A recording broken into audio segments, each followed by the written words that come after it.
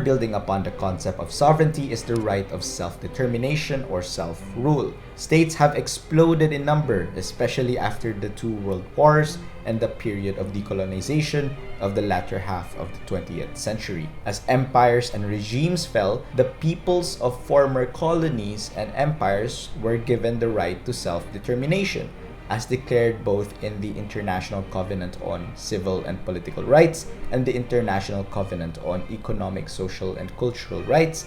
This right gives all peoples the freedom to choose and pursue their political, economic, social, and cultural development. This is further developed and reaffirmed by various UN declarations. The expression of the right to self-determination may be sorted into two main categories. One is the establishment of new states, whereby a people within an already established state breaks away from that state and forms a new entity, like what Singapore has done. The other is the declaration of independence from external coercion or the overthrowing of a government and the establishment of a new one, usually through a revolution, like what the United States has done. It is a general purpose and function of the United Nations to uphold the right of self-determination as enshrined in Article 1, Section 2 of the UN Charter and in Article 55 to develop the pursuit of self-determination through socio-economic cooperation, facilitating the international community through resolutions and other actions to support and assist the right of all peoples to determine their own political and economic destinies. However, the definition of what constitutes a people, or in another term, a nation, is not black and white and is pretty vague. An ethnic group linked by common history or language that used to be under colonial domination may help contextualize things, as what constitutes a people or a nation is contextualized according to an entity's colonial history. This matter still challenges and to some extent terrorizes contemporary world politics. Today we still see the struggle for self-determination or the perception of such, where internal cultural or racial conflicts, national liberation movements, and civil wars are fought in the name of self-determination and the freedom from foreign oppression. Numerous examples include the Syrian civil war, the Rohingya crisis, what's happening between Israel and the Palestinian people, and also what's happening in Afghanistan. However, moving on, with the setting of elements and classifications of what a state is, it is important to note as well that states do not last forever.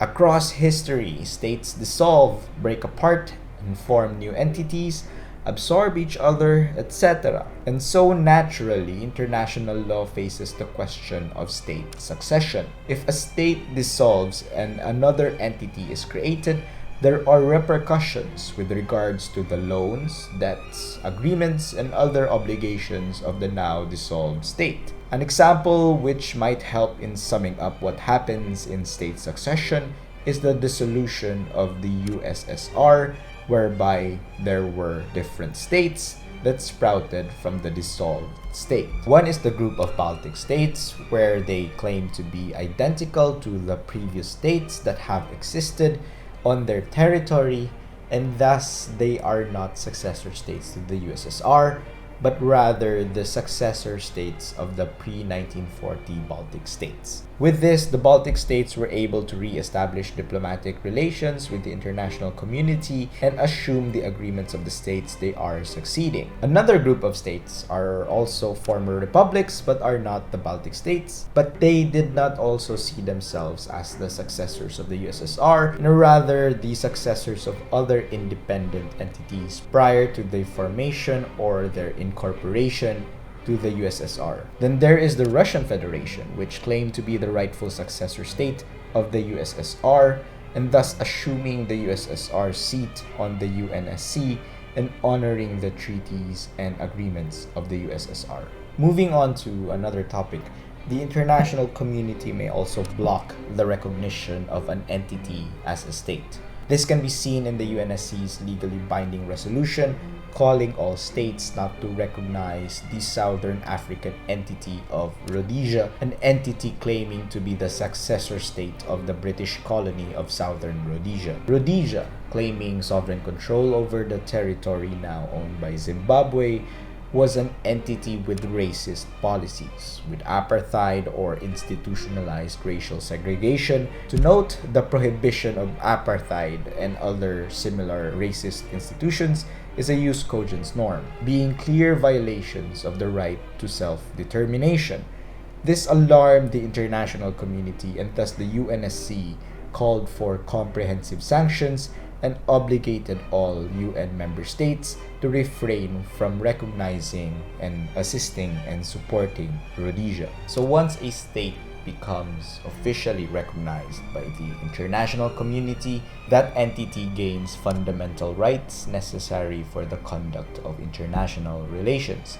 The highest right is the right to independence, stemming from an entity being a recognized sovereign. As discussed earlier in the Island of Palmas case, independence is the capacity to operate the functions of a state in a territory that is free from direct interference of other states. Therefore, states must secure their territorial sovereignty and respect the territorial sovereignty of other states, though this is not the case all of the time, and thus conflicts tend to happen. Stemming from independence include the rights to have jurisdiction over its territory and permanent population or citizens, also the right to sovereign equality where consent is always required, and the right to self-defense whenever another entity uses force against your territorial sovereignty or statehood. There are also incomplete subjects that possess some of the elements of statehood but are not just enough for them to be recognized as full-fledged states. Protectorates, vassal states, autonomous states, dependent states are examples whereby their external or foreign affairs are dictated by another state, while their internal affairs are theirs to control. Historical examples include the protectorates of the British Empire, like the British Solomon Islands, the Cook Islands, and the 1914 Sultanate of Egypt, among numerous others. Other entities of the colonial past, which carried over amidst the period of decolonization, are the mandated territories, which were territories placed by the League of Nations under the mandate of the victors of World War I, so to usher in an eventual wave of self-governance in those territories. After World War II, the mandate system was replaced by the trusteeship system under the UN Trusteeship Council, where territories were under the trust of certain states, which were tasked to guide the people of those territories towards the exercise of their right to self-determination. An example would be the Marshall Islands, which were placed under the trusteeship of the United States and eventually evolved into an associated state of the United States, a post-colonial term for territories which are internally independent but still maintains a free association,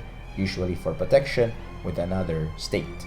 Taiwan is also in a peculiar situation whereby law or de jure it is part of China. The One China policy of the People's Republic of China prevents states from fully recognizing Taiwan as a sovereign state. Nevertheless, Taiwan remains an affluent and strategic partner by major actors of international relations like the United States and the World Trade Organization. Due to the adversarial relationship between the governments of China and Taiwan, Taiwan is not a member of the United Nations, with China being a heavyweight in the organization as a permanent member of the Security Council. The Sovereign Order of Malta, or the Knights of Malta, is also a unique entity, having lost sovereignty over Malta but recognized as a sovereign entity which possesses international personality in international law. It has a permanent observer status at the United Nations, which means it can participate within the United Nations,